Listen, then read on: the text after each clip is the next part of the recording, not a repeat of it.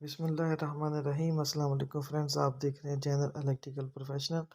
तो फ्रेंड्स, आज की इस वीडियो में हम परकन 1300 के जनरेटर पर जो एक फ़ॉल्ट है उस पर डिस्कस करेंगे। इस वायरिंग डायग्राम को हम पहले ही डिटेल के साथ डिस्कस कर चुके हैं।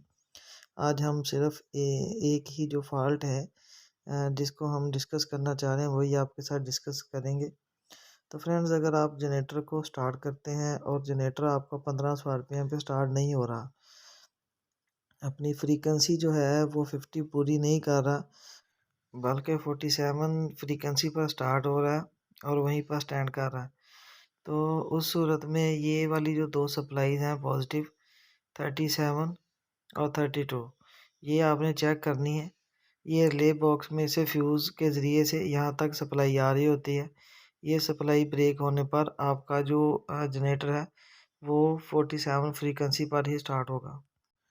तो इस तरह का फॉल्ट आने की सूरत में आपने सप्लाई को मेक श्योर कर लेना है कि 37 और 32 ये वाली जो सप्लाई है ये आपकी ऑन होनी चाहिए।